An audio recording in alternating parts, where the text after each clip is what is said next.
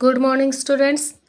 अभिव्यक्ति और माध्यम में हमारी पहली यूनिट है विभिन्न माध्यमों के लिए लेखन, और इसमें हमारा पहला टॉपिक होगा जनसंचार माध्यम। इसमें हम जानेंगे जनसंचार किसे कहते हैं, जनसंचार के माध्यम कौन कौन से हैं और उनके काम क्या हैं, उनकी विशेषताएं क्या हैं। इस यूनिट का हमारा सबसे पहला प्रश्न है, जनसंचार माध्यम किसे कहते हैं और जनसंचार माध्यमों की विशेषताएं बताइए। इस प्रश्न में हम सबसे पहले जनसंचार का मतलब जानेंगे, अर्थात जनसंचार की परिभाषा क्या है या जनसंचार किसे कहते हैं। जब हम एक ही समय में एक से अधिक लोगों के साथ सीधे संवाद करने की बजाय किसी तकनीकी माध्यम के द्वारा संवाद करते हैं तो उसे जनसंचार कहा जाता है। यानी हम जब एक से अधिक व्यक्तियों से एक ही समय में एक ही बार में आमने सामने बात न करके किसी वस्तु के माध्यम से, किसी तकनीकी वस्तु के माध्यम से बात करते हैं तो वो जनसंचार कहलाता है। जन का मतलब होता है लोग और संचार होता है संदेश पहुंचाना या बातचीत करना। जनसंचार को इंग्लिश में मास कम्युनिकेशन कहा जाता है। टीवी, रेडियो, इंटरनेट और न्यूज़पेपर आदि ये तकनीकी साधन हैं जिनके माध्यम से एक से ज़्यादा लोगों के साथ संवाद किया जाता है। ये जनसंचार के माध्यम कहलाते हैं।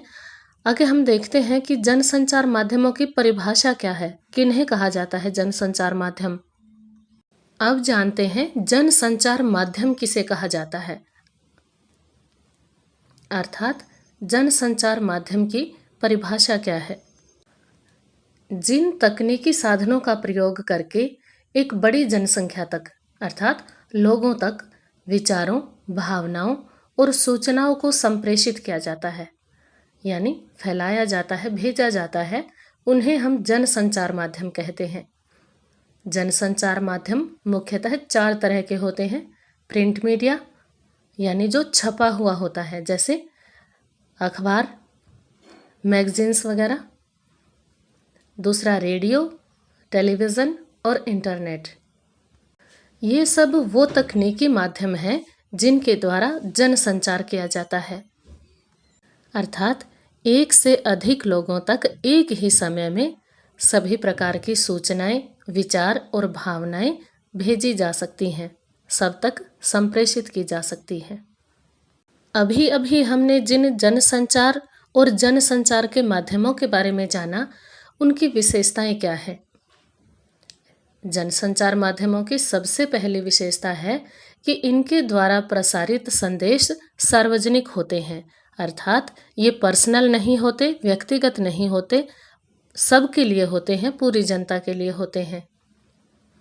दूसरी विशेषता है जनसंचार माध्यमों के संचालन के लिए औपचारिक संगठन होते हैं, यानी कि इन माध्यमों का संचालन किसी एक व्यक्ति द्वारा नहीं बल्कि संस्था या संगठनों द्वारा किया जाता है। जैसे हम जानते हैं सबके घरों में अखबार आता है, वो कोई एक व्यक्ति उस अखबार से संबंधित सारा काम नहीं करता। अखबार के ऑफिस में, उसकी संस्था में, उसके संगठन में काम करने वाले बहुत सारे लोग होते हैं और फिर उसको आगे बांटने वाले बहुत सारे लोग होते हैं। ऐसे ही रेडियो और टेलीविज़न के स्टेशन में भी एक ही व्यक्ति द्वारा काम नहीं होता बल्कि पूरी संस्था द्वारा होता है, और इन तकनीकी माध्यमों से काम करने के लिए ऐसी ही औपचारिक संस्थाओं या संगठनों की जरूरत होती है। जनसंचार माध्यमों की तीसरी विशेषता है कि संदेश भेजने वाले और संदेश प्राप्त करने वाले के बीच कोई सीधा संबंध नहीं होता, कोई पर्सनल रिलेशन नहीं होता। जैसे कि हम टीवी में न्यूज़ देखते हैं या फिल्में वगैरह कुछ भी देखते हैं, उनके साथ हमारा सीधा कोई संबंध नहीं होता।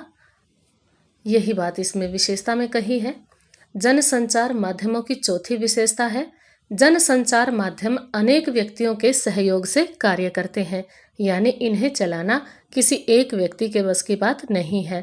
चाहे हम इंटरनेट को लें, चाहे टीवी को, रेडियो को या समाचार पत्र को, कोई भी तकनीकी माध्यम चलाने के लिए एक से अधिक व्यक्तियों की जरूरत होती है और वो व्यक्ति एक संगठन के रूप में, एक संस्था के रूप में कार्य करते हैं और जनसंचार माध्यमों का संचालन करते हैं। जनसंचार माध्यमों से संबंधित हमारा दूसरा प्रश्न है कि जनसंचार माध्यमों के कार्य क्या है। इनके कार्यों पर प्रकाश डालिए। देखते हैं प्रमुख कार्य कौन कौन से हैं जनसंचार माध्यमों के। सबसे पहला कार्य है सूचना देना। जनसंचार माध्यमों का सबसे प्रमुख कार्य सूचना देना होता है।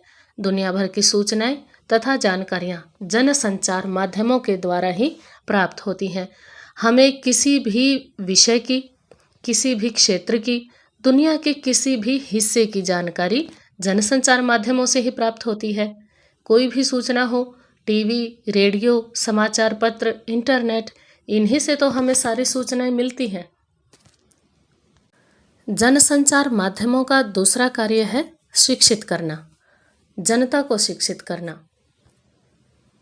अर्थात जनसंचार माध्यमों के द्वारा जनता को जागरूक और शिक्षित किया जा सकता है। उदाहरण के लिए अब हम देख सकते हैं कि इस समय कोरोना जैसी महामारी से संबंधित जो भी सूचनाएं हैं या इससे सुरक्षा के जो भी उपाय हैं, उनकी जानकारी हमें तकनीकी माध्यमों से ही प्राप्त होती है। कैसे हमें सावधानी रखनी है, कैसे टेस्ट करवाने हैं, क्या क्या लक्षण हैं, कितना प्रभाव हुआ है, कितना नुकसान हुआ है, कैसे बचा जा सकता है, और प्रधानमंत्री जी का हमारे लिए क्या संदेश है, वो हमारे देश की जनता से क्या चाहते हैं, आगे देश में हालात कैसे रहेंगे, दुनिया के प्रमुख जो संस्थान हैं उनकी सर्वे रिपोर्ट क्या कहती हैं, WHO क्या कहता है, ये सभी जानकारी जनता को जनसंचार माध्यमों से ही मिलती है। और इस महामारी के बारे में, हमारे देश की अर्थव्यवस्था के बारे में जागरूक करने का और शिक्षित करने का काम जनसंचार माध्यम ही करते हैं। जनसंचार माध्यमों का तीसरा कार्य है हमारा मनोरंजन करना। जनसंचार माध्यम केवल हमें सूचनाएं या जानकारियां ही नहीं देते, बल्कि हमारा मनोरंजन भी करते हैं। जैसे टीवी, रेडियो और इंटरनेट आदि पर फिल्में देखकर, संगीत सुनकर या स्पोर्ट्स देखकर, कोई धारावाहिक देखकर, अनेक तरह के प्रोग्राम देखकर हम मनोरंजन करते हैं। चौथा कार्य है एजेंडा तय करना। ये सही है कि जनसंचार माध्यम खुद कोई एजेंडा तय नहीं करते, खुद कोई नीति नहीं बनाते, लेकिन सरकार द्वारा एजेंडा तय करने में जनसंचार माध्यमों की महत्वपूर्ण भूमिका होती है। क्योंकि जनसंचार माध्यम जब किसी खास घटना या मुद्दे को प्रमुखता से उठाते हैं और अधिक कवरेज देते हैं, तो वह जनता में चर्चा का विषय बन जाता है। जैसे जनता को कोई भी समस्या होती है, मान लीजिए किसानों को कोई समस्या है या स्कूल में पढ़ाई से संबंधित कोई समस्या है, तो जनता जनसंचार माध्यमों के द्वारा ही अपनी आवाज़ सरकार तक पहुंचाती है।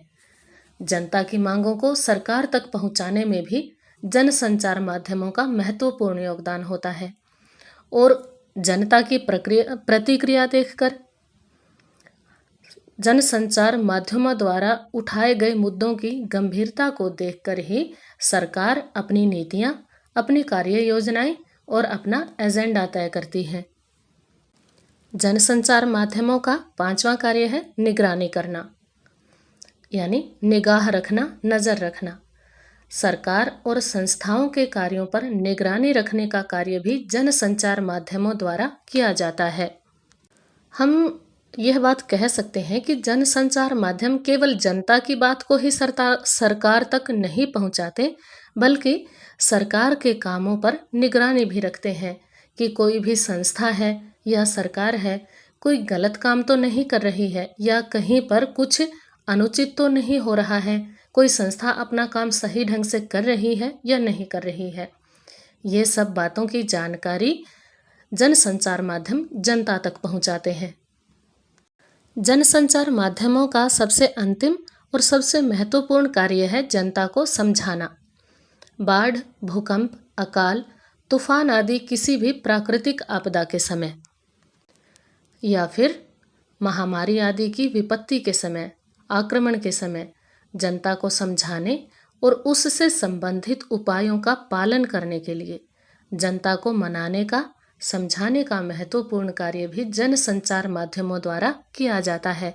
क्योंकि जब भी किसी अधिकारी को या हमारे प्रधानमंत्री जी को, राष्ट्रपति जी को जनता तक कोई संदेश पहुंचाना है तो वो हर व्यक्ति के पास जाकर तो कह नहीं सकते।